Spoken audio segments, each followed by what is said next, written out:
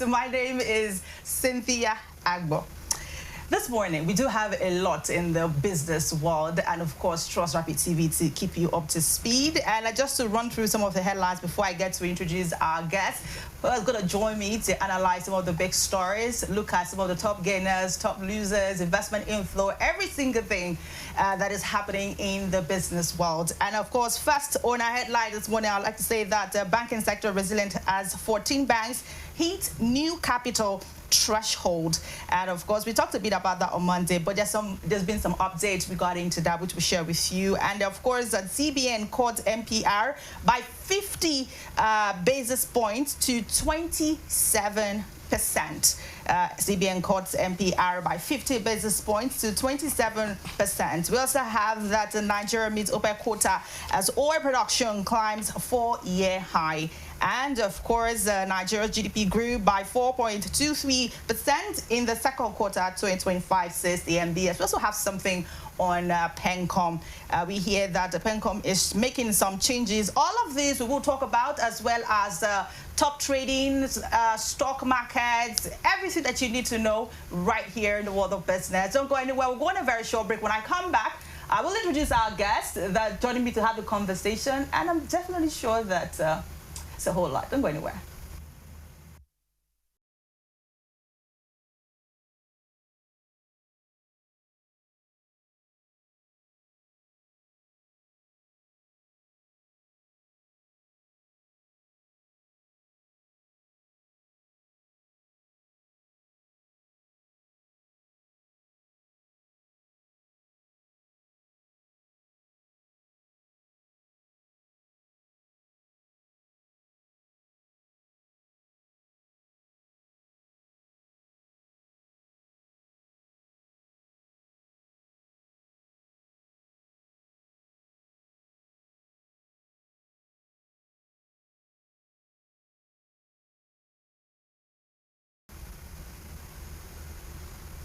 All right, welcome back. Let's now start with the CBN caught MPR by 50 basis points to 27%.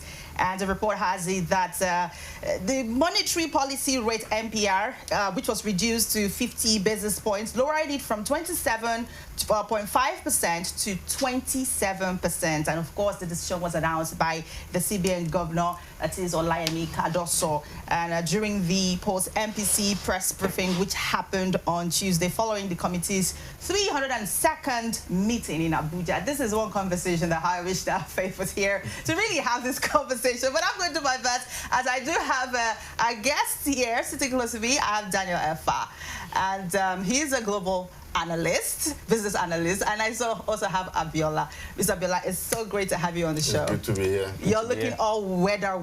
You're looking all red.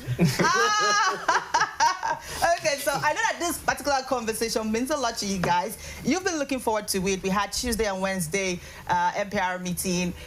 First of all, what do you think about this? I'll start with you, Daniel. Don't look at him, start with you. Okay, so I think it's as predicted. I was expecting a cut based on the data we had from inflation, and also the GDP figures that also came out at I think on Monday, which was the first day of the meetings. I think one key thing that was a takeaway from that MPR Monetary Policy Committee meeting was that the CBN is now becoming reactive. What we had in 2024 was a CBN that was proactive in terms of seeing the consistent rise in inflation and the need to set interest rates at a very considerably high level to tighten the economy, to ensure that we are able to have enough portfolio investments that can help defend and stabilize the exchange rate, which is what they've done. From 850 basis points last year, now they've done stability for like maybe 2 times. So this is like the third meeting, and they're saying, okay, let us consider at least reducing the interest rate because we've seen what we've been able to achieve, the stability from the exchange rate and the decline in inflation. Disinflation has made it obvious that, okay, yes, we are entering a new era, which also is important that as the Monetary Policy Committee, we should also react to that. Of course, it doesn't mean that we are out of the inflationary pressures yet, right? But the decline is a confirmation that if we keep doing what we are doing, right, that got us here, we can actually still continue the decline, and that is basically why they did that cut, and it made sense. Okay, so before I move to Mr. Abiola, the CBN is actually saying that this intends to strengthen liquidity management and, of course, provide clearer signals to the financial market. He also explained that the adjustment reflects the committee's cautious attempt to ease monetary conditions in response to signs of moderating inflation and improving the macroeconomic fundamentals. You're nodding your head. I hope you don't agree with it. What from where you start? Well, I usually don't agree with Daniel. Okay. but in this case, actually, we're on the same side because we've all been clamoring for a reduction in rates, and this is a welcome, idea, even though I would have loved a bolder move by cutting it even more, because you realize maybe 100 points or 150 points. The reason for that is that a large part of the market is driven by sentiments. Irrespective of what you say, the feeling and the sentiment of people drive finance and financial instruments a whole lot more than we think. So if you do something that is way above what we even expect, you'll see that there will be a sharp and immediate response also from the financial markets. But like Daniel said, it's a welcome development. It's the beginning of maybe new developments. So let's see what we get after this. No, so most time we say it's the beginning of a new development in Nigeria. Does it always work that way? Because there's really, what if nothing happens after now? Okay, so they will cut more.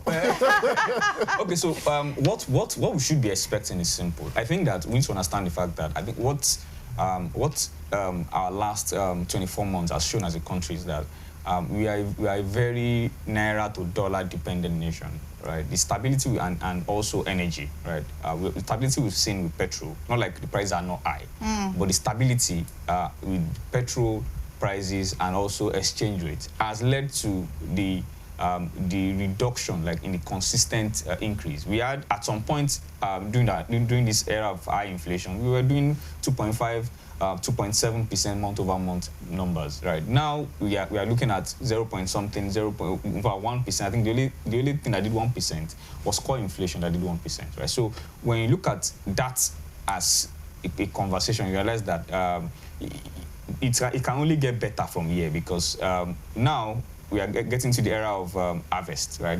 From agricultural harvest, which will definitely increase supply.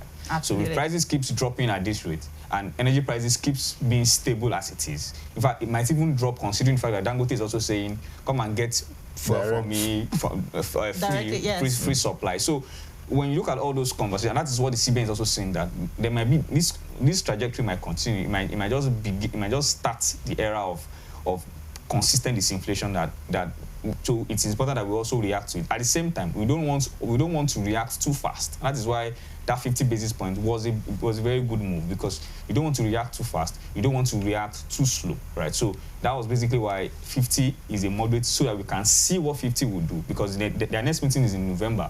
We have seen 3 inflation figures before then. We would have seen the one for September, October, and maybe just these 2 months, right? That would have given another idea of what we are expecting into the new year, right? So the reason why they also that we're also saying there's a bit of liquidity management in what they did was that they also created something we call CRR for non-TSA funds, right? So non-TSA funds and the funds that are with the NNPC, the agencies of government that get revenue, right? Bank of Industry, Bank of Agriculture. So they also created a CRR for them, so that banks that have these funds with them cannot borrow more than 25% of these funds or lend out 25% of these funds to the public. 75% of those funds goes back to the central bank. This is why this is important, is because CBN has also said, was it last year that the CBN governor said that anytime that they notice that anytime there is FAC allocations, improved FAC allocations, they notice that these naira to dollar becomes pressure on the naira. So basically, why this is also a good move is that so that when these FA calculations are being made, right, there is no way you would get, or what's the word? There is no way it would have a direct effect on the exchange. So it is a good move. I wanted to save the conversation about the naira to when we are done with this, but since you keep mentioning it, I think we'll have to check out that video. But first of all, there are other policy decisions, which is a cash reserve ratio. We saw that the committee retained CRR for commercial banks at 45%, while that of merchant banks was set at 16%. And then for the liquidity ratio, the ratio was maintained at 30%. So I think the CRR was 50% before and now reduced to 45. Means that they are saying banks, you can now borrow people more money, right? However, the rate is still high. But and what we've noticed in recent times is that banks are not even really borrowing a lot. That's what I wanted to say. That sorry to cut you. That beyond even saying that people can borrow, you will notice that in Nigeria for the past decade or more, the same group of people have access to bank loans. I want banks to get to a point where people can access bank loans, that are outside of that cycle. If you talk to any bank, marketer, they usually call some certain groups of people. Yes. That these are people that easily you can give them loan, you can give them loan.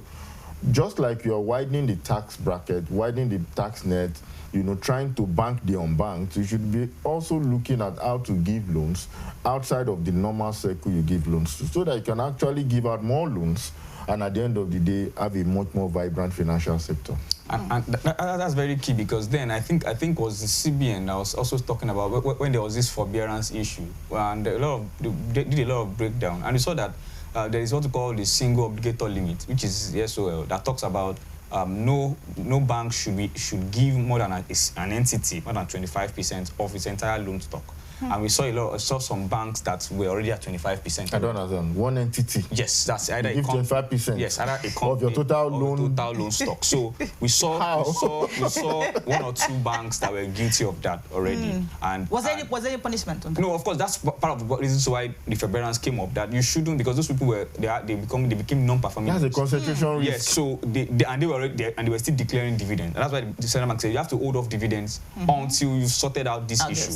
So what we've identified is that even with the interest rate increase and all, banks have not really been, in fact, banks have engaged in buying more of treasury bills and bonds than even really giving out these loans. In fact, there was a survey by the CBN that was it last year that says where are SMEs getting money? A lot of them are saying from family and friends. Yes. So and some of them from just this little loan apps that would always terrorize your life. And what is even funny is that at the end of the day, some banks actually would rather create another company and push some money there and make that company give out loans to these sectors we are talking about at a higher rate. Exactly.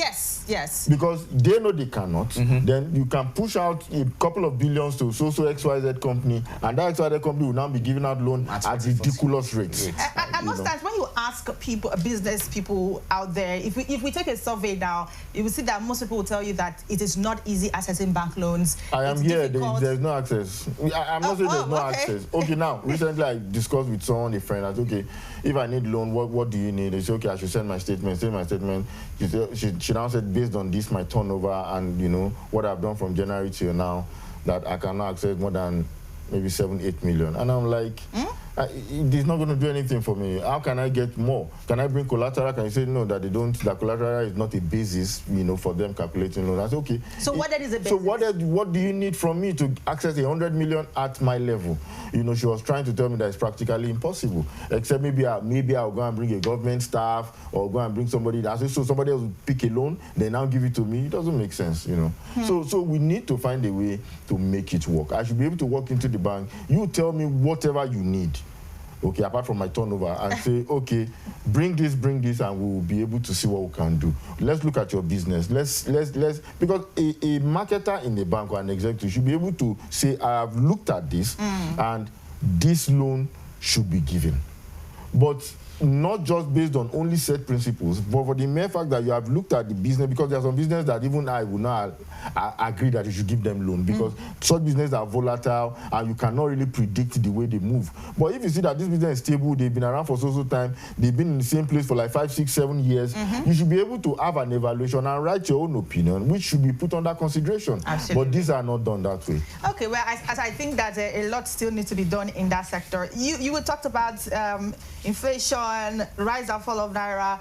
Well, the chairman CEO of Boa Group, talking about Abdul Samad Rabiu, he did talk about the fact that he expects that the rate should come down to maybe 1,003 to 1,004 Naira before the end of the year. Now, this is a point where I asked myself, should we be celebrating this? Because we know where we're coming from. But anyway, let's get the video on the Naira rate and hear from him, everything he had to say. I expect that the rate should come down to maybe 1,300 to 1,400 Naira before the end of the year.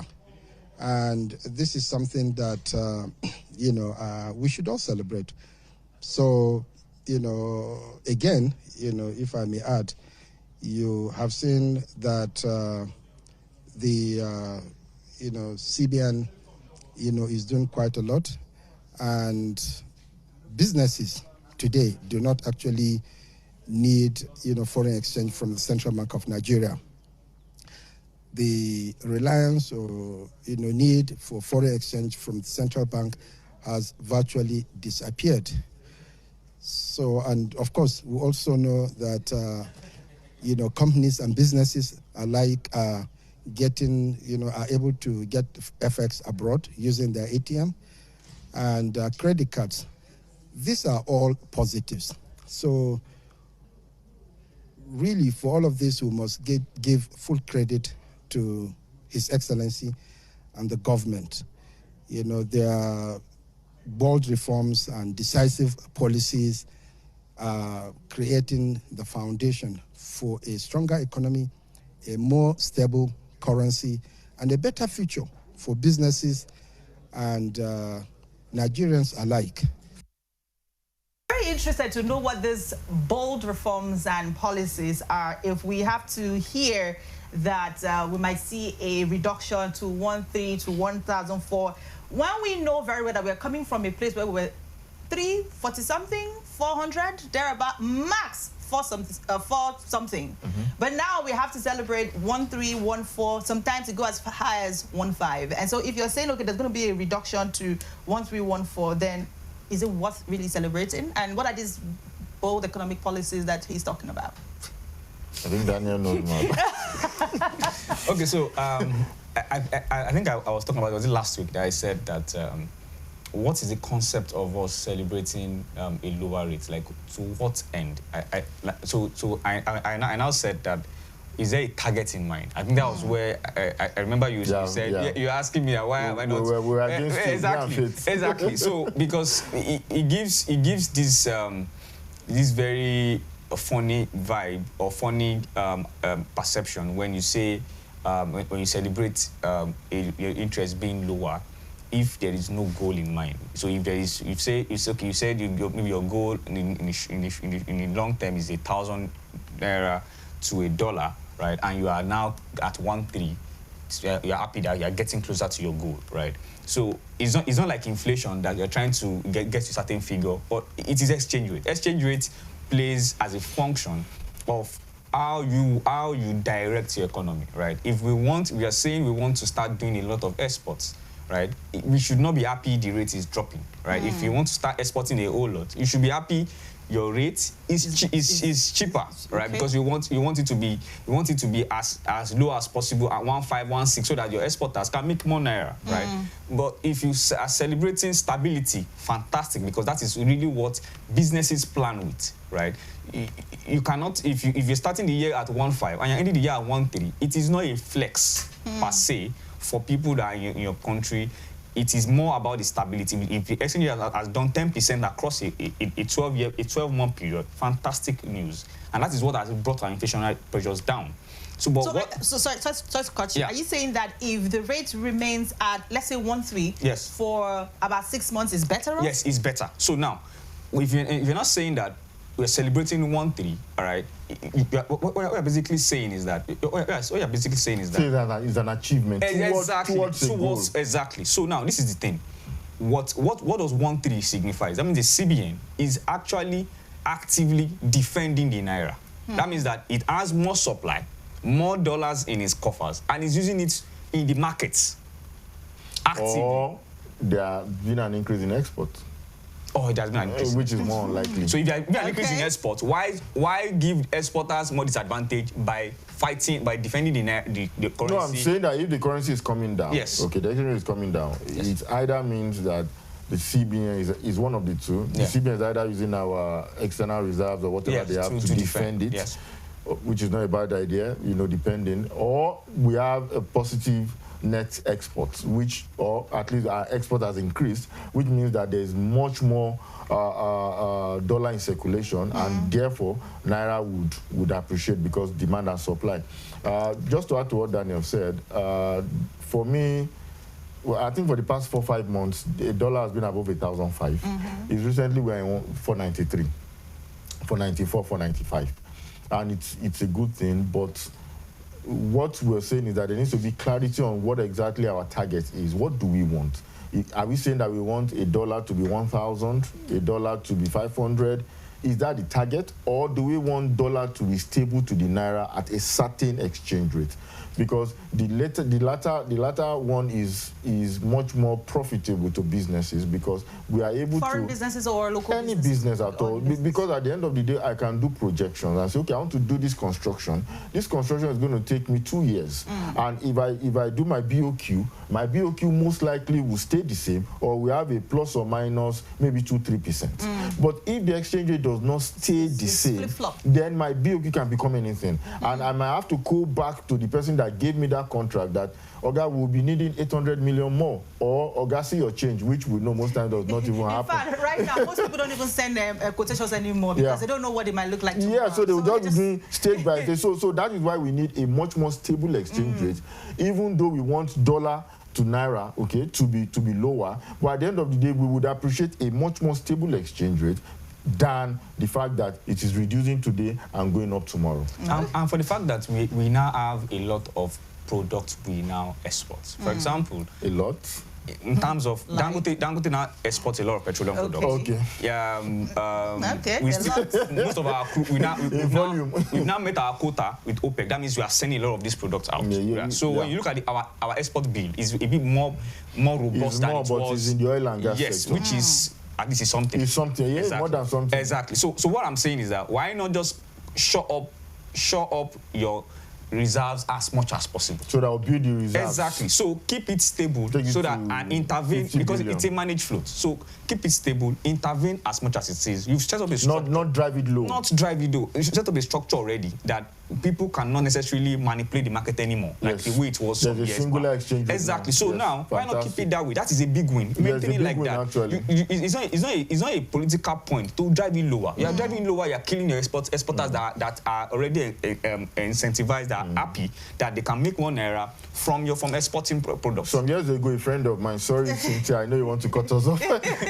A friend of mine, we were just joking, and I told him that why is it that when people fill their tanks in filling stations, they drive off, with this, this excitement, they march on the accelerator and just move. That very small instance, the guy taught me something. He said there's something called supply management. That the way a normal human being behaves is that when he has excess, he uses it anyhow, in quotes. Then when it's almost done, when your fuel is almost done, then you now start doing 30-40 kilometers per hour. Is that when you learn supply management, irrespective of what is in your store, you maintain a steady use of your stock. Exactly. And that is what we're talking about. Even if you have $100 billion in reserve right now, let's just maintain the exchange rate at whatever the CBN determines and leave it at that. Not trying to drive it to 1,000, then there might not be enough power to maintain it at 1,000. Okay, so just to also move away from there, we've talked about that a lot. We have a lot of other things to talk about, like the top gainers, top losers. Most times when people talk about top gainers and top losers, they always like, oh, do big brands lose? Do they actually lose? But then when we see these figures, maybe we'll feel bad for them, but you guys are here to analyze that. So the UN General Assembly is ongoing, and of course, something for Nigeria.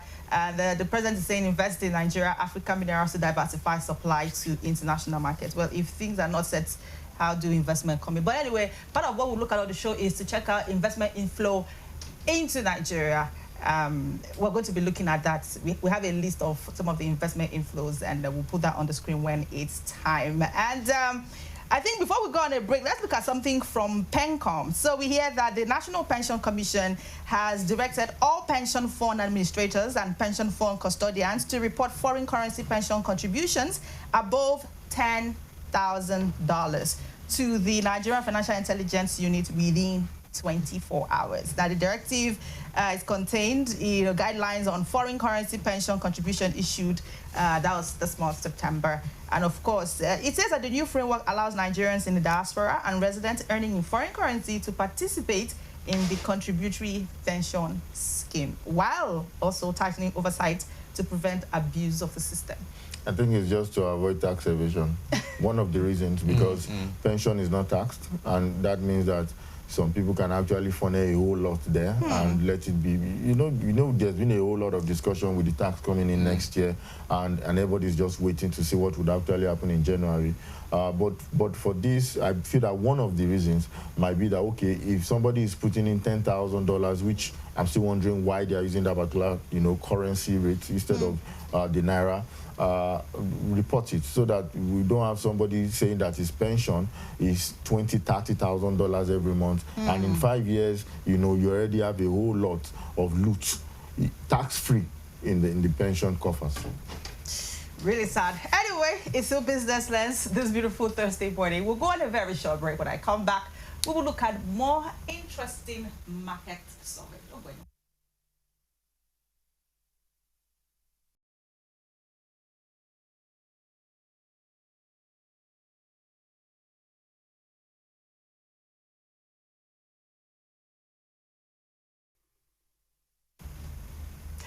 All right, welcome back. It's still Business Lens this beautiful morning. Let's now dive straight into some of the top gainers and, of course, top losers. Let's start with the gains anyway. And if you look at your screen, you will see the gainers right there. Let's have that on the screen, our top gainers. As at 24th of September. All right, so you look at it, we have the Dang Sugar, that is Dangote Sugar. As we have Meteor, we have Connets.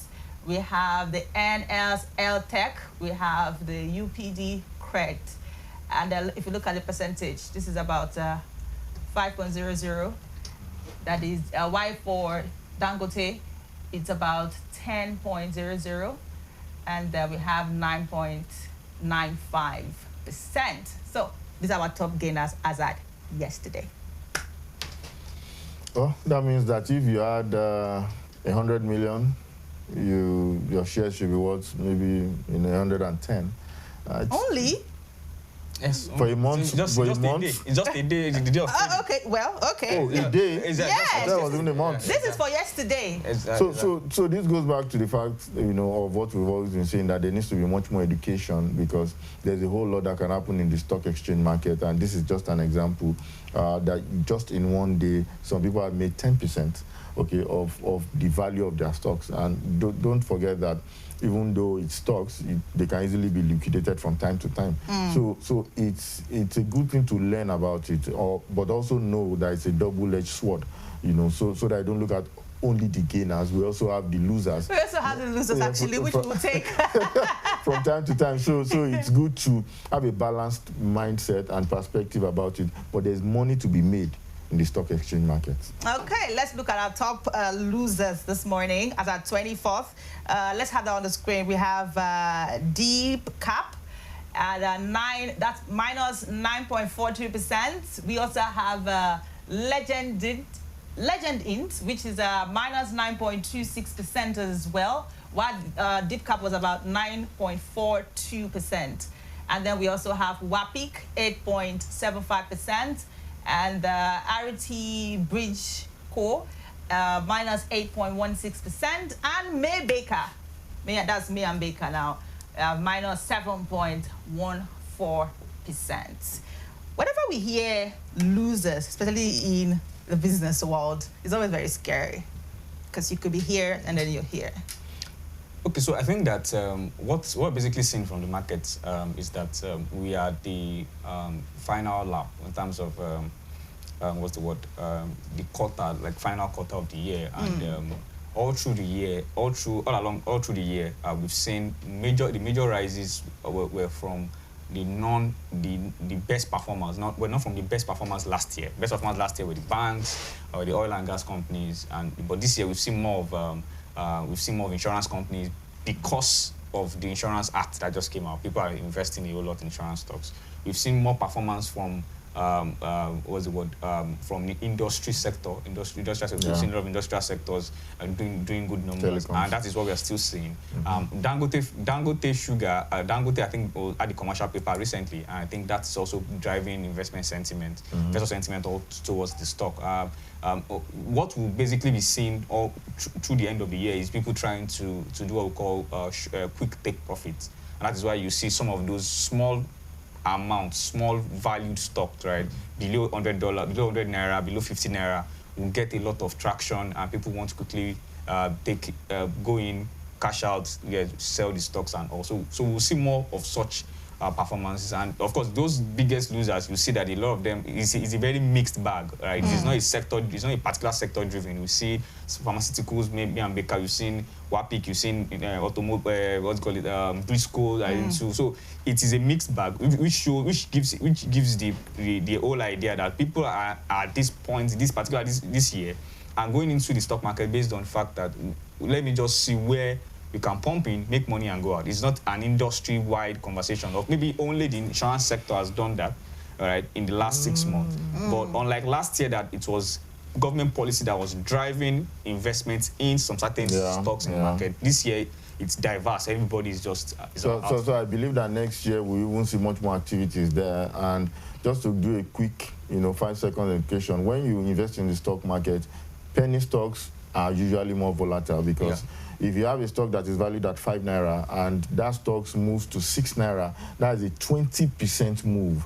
So that's why you might not really see top gainers and top losers on the daily level with bigger stocks. We're talking about stocks that are above 200, 300 naira because it is very hard for them to move at that percentage. So it's also a place where, like you said, people can go for quick take profits. People can invest in penny stocks that are less than 5 naira, that are less than 10 naira, and they know that if these stocks eventually moves, it can move 3 to even 50% within a month. But at the same time, it's a double-edged sword. They can also go the other way. But stocks all have a floor. They cannot go below that particular floor. So that's a safety net there for you also. Okay. All right. Let's now look at some of the top traded stocks by volume and value as at yesterday. Let's look at that. Let's have that on the screen. The top traded stocks. And if you look at that charts, you will see movements. We have Zenith Bank, we have Access Core, we also have First Holdco, okay, and we have Fidelity Bank, GT Co, right there. So if you look at it, the volume traded and the value traded, they are all, okay. So apparently, Fidelity Bank is doing a lot in terms of numbers, in terms of value traded. This thing has to change. Go ahead. Because why are we having top 5 valued stock banks? It doesn't show a really diversified economy. Really, it's good. It's fantastic that our banks are doing well, but we should also be seeing other sectors competing. We have tens of sectors, in the economy, and seeing banks lead top 5. For me personally, I used to consider banks as supporting a supporting sector. Support the manufacturing, support the telecoms. They are the back supporting. But when the banks now come to the forefront and they are now the starlights of the whole economy in terms of the value or valuation, then this is a thing of concern. Yeah, it's a thing of concern. Look at other countries. You hardly see when they mention the most valued companies in the country. You don't see banks. You can see 1 or 2 banks, but seeing banks being top 5, it's something. It's a thing of concern. So what is meant to be done about this? I think it's more participation. Daniel should become governor.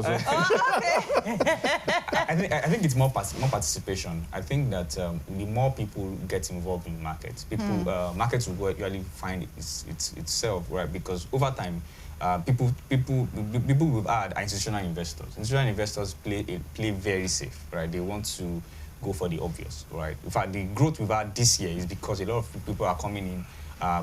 Individual traders are coming in and they're seeing opportunities where, so it is when they see the opportunities then the institutional investors now jump in. So over time this will change, right? Of course, fundamentally also there is a problem with our economy because the companies are not really growing, are not really as big as that, right? So we hardly pick 5 companies that have over $1 trillion. That's in Nigeria. That is a big deal. That's an economic issue, right? That is not necessarily a banking problem because the bank has always been forefront because they are the only ones that they want to capitalize today. They will go and get funds. They are the only ones that have been doing that. So the real sector has not been growing at that pace. That will require them to be big because if you look at the US, for example, technology stocks are the biggest because they are actually doing good numbers and the support is there. The economy the market is there. They are able to expand across board. But if we need to be able to get companies like Dangotes of this world, the support is there. They can expand into the African continent. You see them. They also. But here's an alternative thought also. Yeah. What if the banks are playing the role of John the Baptist? You know, right? What I mean is that what if the banks have to at some point lead, become very strong, then they can start taking more risk with businesses, and at the end of the day, push those businesses forward. Because if the bank, well, I don't know, if the banks are not strong enough, they can't take more risk with some businesses. So it might be an alternative thought that, okay, when the banks get to a certain level that they can actually now lend a couple of billions here and there to some tech companies, this and that, they might take chances on some businesses that can actually now springboard on the banks and now become, maybe bigger than the banks. The function, so the thing here is that the banks are not supporting because they are not strong enough, and also because they don't trust the real sector enough. We don't trust, all of us don't trust. We all don't trust ourselves. Okay. Let's now move on to the final part, which is that Nigeria's economy grew by 4.23% in the second quarter of 2025, driven by a sharp increase in the oil sector. Well, you want to say credit to that, which of course grew by 20.46%. Let's look at the chart on the screen, which talks about domestic products, so that my guests can, analyze this chart. Let's see. This is something that was prepared by Nairametrics, and of course, if you look at it, their GDP growth rate, second quarter 2025, 4.23%. You see all of the different, the gross domestic product quarterly. You will see the sector growth rate presented at the type of agricultural industries and of course services. You would see right there the outlook and sector growth rate. It's also the real GDP, non-oil sector, and of course the oil sector. Everything all outlined in that. Is this a beautiful chart? That's nice colors. Come on. For second quarter, yes. And I think that second quarter 2025, that's from April to June, reflected a bit of economic expansion. I think since this government came in, they've averaged about 3.1, 3.2% on GDP figures. And I think this was the first time we actually entered the 4% waters, which also reflected increased economic activities. We at least for once, we saw increased economic activity in the agricultural sector, which normally the previous quarter was doing about 0.something%, right? So we've always said that for us to get to where the desired goal is, in terms of taking us out of where the kind of issues we've dropped ourselves into from 2015, we need to average about 6% again in terms of GDP figures. And this is 4%. It can only get, and that is one of the reasons also why the CBN also even reduced interest rates, so that we can continue supporting the economic expansion that we are seeing across board. Services sector still does the same numbers. It's probably one of still the most robust part of our economy. But at least we're seeing the oil sector, we're seeing the agricultural sector, we're seeing even in industries, you get joining the command. And that is why we get. I'm also talking about the fact that it is key that we maintain stability in the exchange rate, because industries have been largely affected by this instability in exchange rate. So it's a good one that we actually seeing that kind of go. So we just hope that the third quarter also is able to continue that trajectory. Well, I would like to support him to go in that trajectory, because, like I said earlier on, market is based a whole lot on sentiments. Technical is there also, but sentiment drives before before technical even comes behind. So it's a good one. Anything for Nigeria that is getting better is a plus for us. And the better we get, the much better we can get, because once people feel that, oh, this country is now going at this particular rate, we have more FDIs, we have more portfolio investment, all sorts of investments coming, and Nigeria is the one to gain at the end of the day. Okay, I think we've had a good run. If you look at the time, it's already 11:45. Our time is fast spent. I wanted us to look at investment inflow. I did see something very interesting right there. But so the investment inflow, for want of time, is we're not going to take all. But we have this one begins from April 2025. We also have down to May, June, July, August. Yes, from April to August. This is the investment flow into Nigeria. This is the first slide. If you look at it, some of the lead investors, deal type, utilization, the amount. Now, some amounts are actually undisclosed. Some were just put in a very coded way. The utilization is also indicated right there. I saw something very interesting, which I was trying to ask Daniel behind. And Daniel did not answer. I didn't say you have to investigate on that. Anyway, let's move to the second slide. This also talks about. Yes, you also see some of the lead investors. They are also outlined there. So we cannot share all of it to you, but. What does this mean for us? Investment inflow into Nigeria. Oof. Don't forget, even in the UNGA happening right now, they also talked about investments for Nigeria, inflow and the like. So some of them are actually completed, some pledged, some announced, some in progress. So everything is right there. We'll try as much as possible to, keep following up on all of these details on the show. Okay, so from what I'm seeing from the data, it shows that a lot of a lot of what is coming in, I think, is coming to the public sector, which is this is not what we're really looking for at the moment. If 60% of whatever funds comes into the breakdown of funds that come into the country comes to the public sector, there is a problem, right? Because the real sector needs the funds. The real sector is the one that would actually stimulate the growth, right? The GDP figures we just talked about is largely driven by the private sector. So if you do not have the enabling environment, right, to allow these funds coming, right, because there are opportunities everywhere. Nigeria is considered a very large country in terms of population, but we still have issues in terms of our GDP per capita, with capacity of everybody to actually the purchasing power of Nigerians. So if most of the funds still come in for social services, for governments to use for whatever project it has, it still shows that we have a lot of work to do. All our trips to Japan, to South Korea, to Dubai needs to start paying off for the private sector. You want to say one last thing before we lock down? Yeah, I concur. Oh my God, really? All right, guys, I'm definitely sure that you've been kept informed and, of course, up to date what's happening in the world of business. Now you know where to invest and where not to invest. And, of course, like I always say, business is very, very important. Your finance is very, very important. So you should always keep up to Rapid TV every Monday and Thursday to get up-to-date information in the world of business. I'm sure you've had a great time today. And the news will come up at about 12 o'clock. But until then, my name is Cynthia Agbo. We'll see you. Bye.